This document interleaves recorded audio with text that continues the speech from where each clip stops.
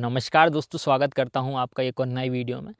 तो आज हम बात करने वाले हैं अपने अश्वगंधा की। 2 महीने प्लस हो चुका है अश्वगंधा का जो है टाइम बोनी के बाद, और फसल को लगभग 70 से 75 दिन हो चुके हैं आज की डेट को हम काउंट करें तो 70 से 75 दिन आज के कंडीशन है और क्या-क्या अभी तक हमें परेशानियाँ आई हैं, वो सारी चीज़ें मैं इस वीडियो में आपके साथ डिस्कस कर रहा हूँ।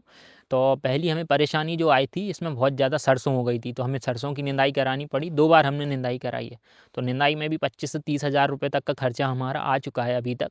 और जो है एक और समस्या फिर हमने फेस करी इसमें निंदाई के बाद, ये पीला पड़ रहा था। 3 पानी जब हमने इसमें दिए और निंदाई कंप्लीट की, तो कहीं-कहीं पीले-पीले चट्टे हो रहे थे। अभी भी शायद एक एक मेरे पास ये देखिए, ये एक चिट्टा अभी भी रह गया है, तो ये तो अब हो जाएगा क्योंकि हमने इसमें दवाई डाली है और ये मुझे लग रहा है एक कॉमन प्रॉब्लम है जो आपके साथ भी होगी कि पीला पड़ रहा होगा। तो वो आपको घबराने की बात नहीं है, क्योंकि पहले पीला पड़ा और हमने पहली बार ये बोई है फसल, तो हम भी एकदम घबरा गए थे कि ये पीला क्यों पड़ रहा है, और हम बहुत टेंशन हो रही थी हमें। लेकिन फिर हमने बात की जो एक्सपर्ट हैं इस फील्ड में, उनसे बात की, तो उनने बताया हमें कि ये कोई बड़ी बात नहीं, पीला पड़ता है। पीला पड़ने का जो मेन वजह है, मेन कारण है, वो है जड़ माहू। जड़ माहू लगती है जिसकी वजह से वो जड़ को काटती है।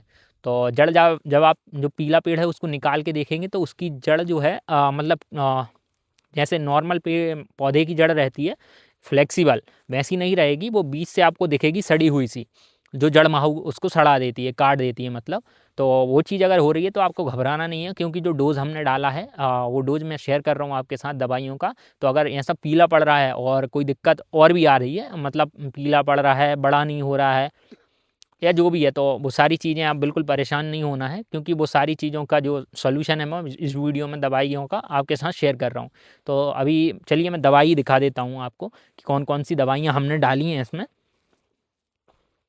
तो ये रहीं दवाइयाँ जो कि हमने डाली हैं। पहली चीज़ ये डाला है पोषक। पोषक जो है क्रांति कंपनी का है, एक बार दिखा देता हूँ देखिए।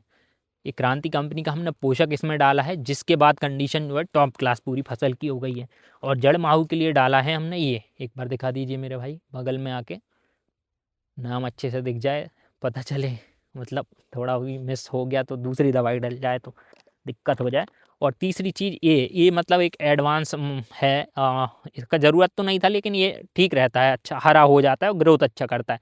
19-19 एनपीके, ये तो आपने डाला होगा, मसूर चने में भी हम डाल देते हैं कभी-कभी। तो ये तीनों दवाई हमने डाली हैं, जिसके बाद की हमारी जो फसल की कंडीशन काफ़ी टॉप क्लास है। एक बार फसल की कंडीशन दिखाइए, पौधे का क्या हाइट है। तो अभी आपको आइडिया लग रहा होगा कि हमारे पौधे का क्या हाइट है दवाई डालने के बाद। 3 दिन पहले बहुत ही मतलब ये अभी तो एक चिट्टा दिख रहा है आपको, ऐसे बहुत ज़्यादा दिक्कत हो रही थी। बहुत पीला-पीला पड़ रहा था, जिसकी वजह से हमें मतलब मैं तो घबरा ही गया था, क्योंकि हमने पहली बार फसल लगाई है हमारे क्षेत्र में, हमने ही पहली बार इसकी खेती की है, तो शुरुआत हमने ही की है। तो ये दिक्कत मुझे, मतलब मैं, कोई भी हो, आप भी हो, तो थोड़ा लगता ही है, लेकिन अब परेशान होने की ज़रूरत नहीं, क्योंकि आपका भाई जो है ट्राई कर चुका है। और इसीलिए मैंने वीडियो में सोच रहा था जब हम दवाई डाल रहे हैं तभी मैं वीडियो डाल दूँ, लेकिन तब मैंने वीडियो नहीं डाला और ना वीडियो बनाया, क्योंकि मैंने सोचा अगर मैं वीडियो डाल दूँगा और ट्रायल लिया नहीं तो वो चीज़ तो सही नहीं है। इसलिए दवाइयों का पहले हमने ट्रायल लिया, हमारी फसल में अच्छा काम किया। अब मैं आपके साथ इस वीडियो बना के आपके साथ शेयर कर रहा हूँ ये इन्फॉर्मेशन, ताकि अगर ऐसी कोई दिक्कत आ रही है तो आप भी ये दवाई डाल दें। ये डोज़ हमारा करीब 1950 रुपये का पड़ा है, तो कोई ज़्यादा महंगी दवाइयाँ नहीं हैं। तीनों अच्छी दवाइयाँ, अच्छी क्वालिटी की दवाइयाँ हैं। अगर आप डालना चाहते हैं, पीला पड़ रहा है और पोषक तो डालना ज़रूरी है, अगर पीला भी नहीं पड़ रहा तो पोषक ज़रूर डाल दीजिएगा, क्योंकि पोषक से जो है ग्रोथ अच्छी कर जाएगी फसल। जैसे अभी हमारी फसल ग्रोथ कर रही है, वैसी आपकी भी ग्रोथ करेगी। अभी ये एक चिट्टा रह गया है, वो तो कहीं कहीं कैसा रह जाता है, और 3 दिन अभी हुए हैं, मुझे लग रहा है 1 हफ्ते तक ये भी आ जाएगा लेवल में। तो घबराने की कोई ज़रूरत नहीं है। अगर आपको और भी कोई दिक्कतें लग रही हैं, फसल में कोई भी परेशानी आ रही है, तो वीडियो पर कमेंट करिएगा। मैं कमेंट का रिप्लाई करता हूँ विदिन डे, मतलब उसी दिन के अंदर कमेंट का रिप्लाई करता हूँ। और जो भी आपकी प्रॉब्लम है, अगर मैं समझता हूँ तो मैं खुद ही तुरंत बता देता हूँ, वरना फिर जो है एक्सपर्ट हैं उनसे मैं बात करता हूँ, और उनसे बात करने के बाद आपको सोल्यूशन ज़रूर प्रोवाइड करूँगा। तो बिल्कुल घबराने की दिक्कत नहीं है, आपको घबराने की बात नहीं है। कोई भी बात हो आप शेयर करिए हमारे साथ वीडियो में, क्योंकि एक्सपर्ट से हमने मतलब आप भी बात कर सकते हैं चाहें तो। और एक्सपर्ट जो इंटरनेट में आजकल हमारे पास किसी का भी नंबर आप चाहें तो ले सकते हैं, तो कोई दिक्कत नहीं है। हमारी गवर्नमेंट भी बहुत इसके लिए हेल्प कर रही है।